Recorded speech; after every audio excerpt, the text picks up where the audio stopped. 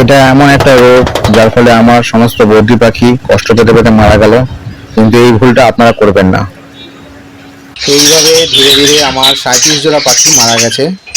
তো যে ভুলটার কারণে পাখিগুলো একটার পর একটা মরে গেছে, সে রোগটার নাম হলো রানীক্ষেত।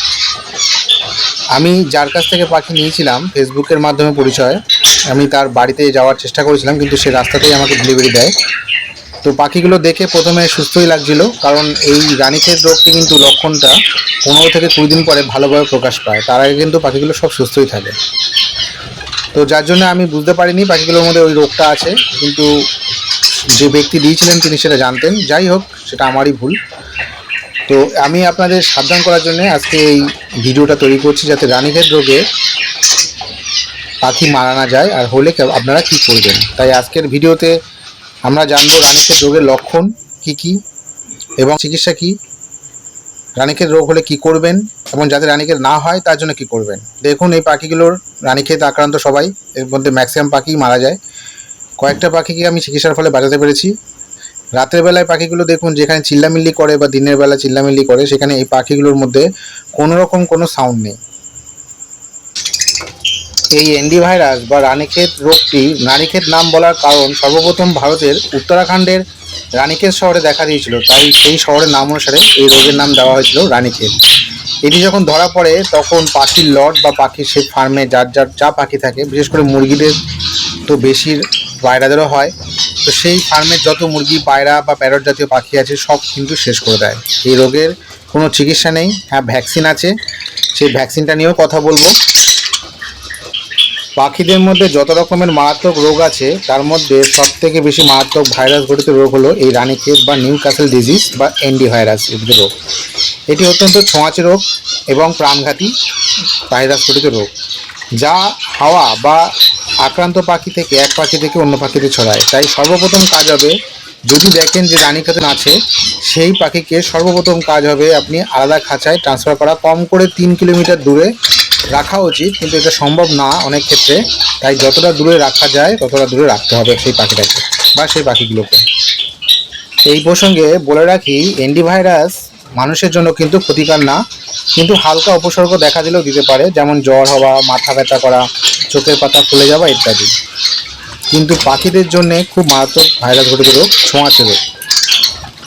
এই জন্যে আমরা বা আপনারা যারা পাখি পালন করেন, তাদের সর্বপ্রথম উচিত যে পাখির ফার্মে অন্তত মাসে একবার হলেও ভার্কনেস স্প্রে দিয়ে পুরো ঘরটাকে ক্লিনিং করা বা জীবাণুমুক্ত করা। যদি তা সম্ভব না হয়, সেক্ষেত্রে আপনি ডেটল, স্যাভলন বা হলুদের সঙ্গে নিম পাতা ফুটিয়েও সেই জল দিয়ে বোতলের মধ্যে ফেলে আপনি স্প্রে করে ঘরকে জীবাণুমুক্ত রাখতে পারেন, বা পটাশও দিতে পারেন। যদি এটা করা হয় তাহলে কিন্তু পাখির ঘরে ম্যাক্সিমাম ক্ষেত্রেই কিন্তু কোনো রোগ আসবে না। এখন প্রশ্ন হলো, কি করে রানীক্ষেত রোগটি পাখির ঘরে ছড়িয়ে যায় বা পাখির দেহে ছড়িয়ে যায়। বন্ধুরা, এটি কিন্তু একটা প্যারামিক্সো ভাইরাস দ্বারা আক্রান্ত রোগ। এটি মূলত আক্রান্ত পাখি, যেরকম বুনো পাখি, চড়াই, পায়রা, মুরগি বা ঘুঘু, এগুলো আক্রান্ত পাখির সংস্পর্শে এসে এক পাখি থেকে আরেক পাখিতে ছড়ায়। কিংবা আপনি বাইরে থেকে কোনো হাটে বাজার থেকে পাখি কিনলেন, তখনই যে আক্রান্ত পাখি থাকে সেই পাখি থেকে তার বিষ্ঠার মাধ্যমে হোক, লালার মাধ্যমে হোক, সুস্থ পাখির সংস্পর্শে আসে, তখনই কিন্তু এই রোগটা ছড়ায়। রানীক্ষেত রোগে আক্রান্ত পাখিদের আলাদা খাঁচায় তো রাখবেনই, সঙ্গে সঙ্গে তাদের খাবার থেকে শুরু করে খাবার, জলের পাত্র, এগুলো আলাদা আলাদা করে রেখে তাদেরকে পরিবেশন করবেন। সুস্থ পাখি খাবার জলের পাত্রের সঙ্গে মেশাবেন না। এখন চলুন আলোচনা করি রানীক্ষেত রোগের লক্ষণগুলো কি কি, কি করে বুঝবেন আপনার পাখির রানীক্ষেত রোগ হয়েছে। রানীক্ষেত রোগটি 3টে সিস্টেমে কিন্তু আক্রমণ ঘটায়। প্রথম, শ্বাসনালীতে, শ্বাস নিতে কষ্ট হবে, পাখি ঠোঁট বার করে হাঁপাবে, পাখির ডানা নিচে ঝুলে যাবে এবং খাবার পাত্রে বসে বা অন্য খাঁচার কোনায় গিয়ে সে বসে থাকবে, তার নড়াচড়ার ক্ষমতা থাকবে না, মাঝে মাঝে পড়ে যাবে কিন্তু ওঠার ক্ষমতাও থাকবে না। দ্বিতীয় হলো পরিপাকতন্ত্র বা হজমে, সে খাবার চেষ্টা করবে কিন্তু খাবার হজম হবে না, হলেও তার পাতলা পায়খানা, সবুজ হলুদ জলের মতো পাতলা পায়খানা হবে। আপনি পাখির ট্রেও যদি পরিষ্কার করেন, একটু পরে দেখবেন সেই ট্রেটা মনে হবে যেন 5-7 দিন ধরে পরিষ্কার করেননি। লুজ মোশনের কোনো ওষুধ কিন্তু সেই সময় কাজও করবে না। লুজ মোশনের ওষুধ যেমন O2 দিন, নরমেটিল দিন বা ফ্লাজেল সিরাপ দিন বা অন্য কিছু দিন, কোনো ওষুধই কিন্তু কাজ করবে না। তখনই বুঝবেন পাখির কিন্তু রানীক্ষেত হয়েছে। এছাড়া দেখবেন পাখির চোখের চারপাশটা ভেজা ভেজা থাকবে, নাকে জল থাকবে, নাক দিয়ে জল পড়বে এবং পাখির চোখের চারপাশের পালক অনেক সময় উঠেও যাবে। আর ওটির পুপ এরিয়াতে যেটায় সেখানে কিন্তু পুপ লেগে থাকবে এবং সেটা পাতলা জলের মতো তাদের পায়খানা হবে। এরপরে 3 নম্বর যে পদ্ধতিতে তারা আক্রমণটা ঘটায় ভাইরাস, সেটি হলো স্নায়ুতন্ত্রে।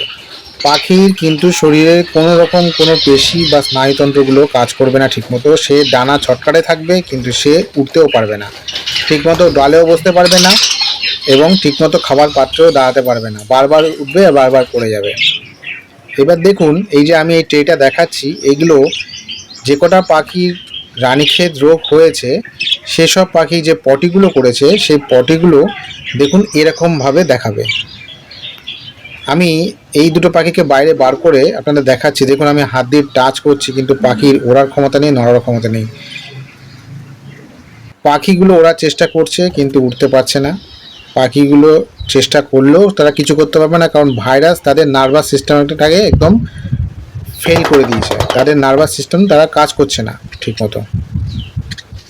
মুরগি ও পায়রাদের মতোই বদ্রি পাখি বা অন্যান্য পাখির যদি রানীক্ষেত রোগ একবার হয়ে যায়, তার খাঁচায় যদি ডিমও থাকে, সেই ডিমে কিন্তু সে তা দিতে চেষ্টা করবে কিন্তু তাও হবে না। একসময় দেখবেন ওই হাড়ির মধ্যেই মরে পড়ে আছে।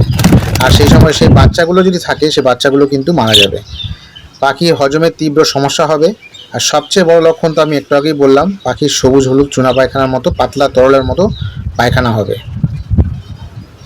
এই সময় পাখিগুলোকে লক্ষ্য করলে দেখবেন যে পাখি শরীর একদম হালকা হয়ে গেছে, পাখির সিনাটান মতো অবস্থা হয়ে গেছে, ফলে পাখির ওজনও কমে যায়। পাখি পালক ফুলিয়ে বসে থাকে, ঘাড় ও মাথা একদিকে বাঁকা করে ফেলে, পাখি সোজা হয়ে দাঁড়াতেও পর্যন্ত পারে না। দেখুন কি অবস্থা, এবং গোল গোল ঘুরে এইভাবে পড়ে যায়। এটি অত্যন্ত সংক্রামক ভাইরাস ঘটিত রোগ, যার বৈশিষ্ট্য হলো তীব্র শ্বাসকষ্ট এবং দেখবেন নাকে জল আছে।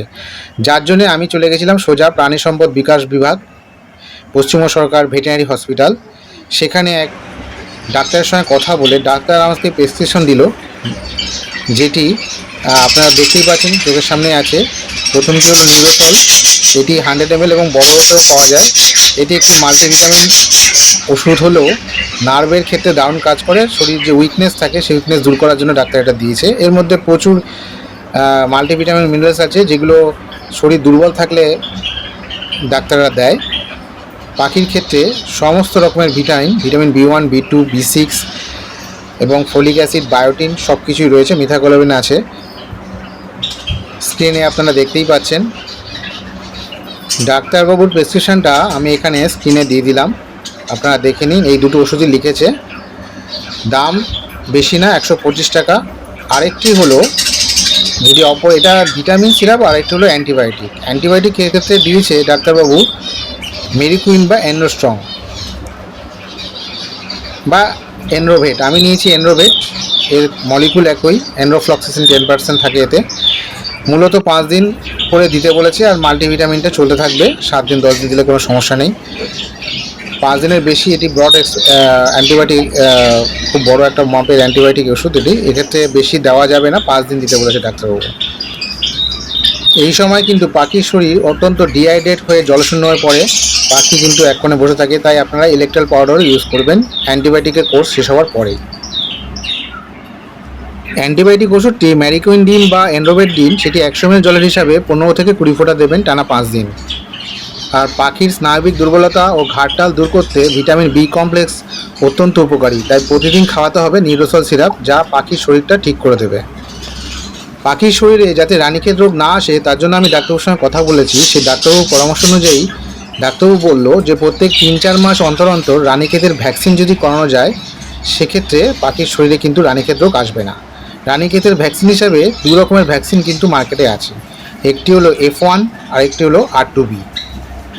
এক্ষেত্রে F1 ভ্যাকসিন, যেটা লাসোটা ভ্যাকসিন নামে পরিচিত, সেই ভ্যাকসিন কিন্তু ইউজ করতে হবে। মুরগি, পায়রা সব পাখিকেই ওষুধ দিতে হবে। মুরগির ক্ষেত্রে রানীক্ষেতের ভ্যাকসিন থাইয়ের মাংসতে দেয় আর চোখেও এক ড্রপ দেয়। পায়রার ক্ষেত্রেও তাই, চোখের ড্রপ দেয়। কিন্তু প্যারট জাতীয় পাখি যেমন বদ্রি পাখি, লাভবার্ড ইত্যাদি পাখির ক্ষেত্রে নাকে দিতে বললো ডাক্তারবাবু, নাকে 1 ফোঁটা করে ফেলে দিতে বললো। এবার দেখা যাক যে আয়ুর্বেদিক উপচার করে আমি পাখিগুলোকে বাঁচাতে পেরেছিলাম, সেই আয়ুর্বেদিক উপচার আপনারা দেখতেই পাচ্ছেন। এখানে আদা ও রসুন আছে। আদা ও রসুনকে ভালো করে থেতো করে নিয়ে জলের মতো পরিমাণ মতো জল নিয়ে সেই জলের মধ্যে আমি 12 ঘন্টার জন্য ভিজিয়ে রেখেছিলাম আদা আর রসুনকে, এবং পরদিন সকালবেলা জলটা ছেঁকে নিয়ে আমি পাখিকে দিয়েছিলাম। এটি আপনি তখনই দেবেন যখন অ্যান্টিবায়োটিক কোর্সটা শেষ হবে তার 1 দিন পর থেকেই, এবং বিকালবেলা চলবে নিউরোসল ওষুধটি, যেটি ভিটামিন ওষুধ আগেরবার দেখালাম। এছাড়া ভারকন এস স্প্রে দিয়ে বা ডেটল দিয়ে পাখিকে স্প্রে করে রোদে কিন্তু প্রয়োজন মতো দিতে হবে। আর যদি রোদ না দিতে পারেন তাহলে একটি 60 ওয়াট বা 100 ওয়াটের ডুম জ্বালিয়েও পাখির খাঁচা ঘরে রাখতে পারেন তাপ দেওয়ার জন্য। ফাইনালি এবার দেখুন পাখির ট্রেটি, যেটি আমি আয়ুর্বেদিক উপচার করে পাখিকে সুস্থ করে তুলেছি। এই পাখিগুলো কিন্তু পুরো সম্পূর্ণ বেঁচে গেছে। দেখুন পাখির ট্রে কিন্তু পরিষ্কার, পুরো আগের মতো অবস্থা নেই তাদের, তারা এখন সুস্থ। এই সময় কিন্তু পাখিকে যখন রানীক্ষেত হবে তখন কিন্তু অবশ্যই সফট ফুড দেবেন, কারণ পাখির হজম শক্তি কিন্তু থাকে না, খুবই দুর্বল থাকে, তাই পাখিকে সফট ফুড দেবেন। আজকে আমার এই প্রতিবেদন আপনাদের যদি ভালো লাগে, মনে হয় একটু কাজে এসছে, ভালো তথ্য দিতে পেরেছি, তাহলে চ্যানেলটি সাবস্ক্রাইব করে আমার পাশে থাকবেন এরকম নিত্য নতুন ভিডিও পাওয়ার জন্য। সবাইকে অনেক ধন্যবাদ, নমস্কার।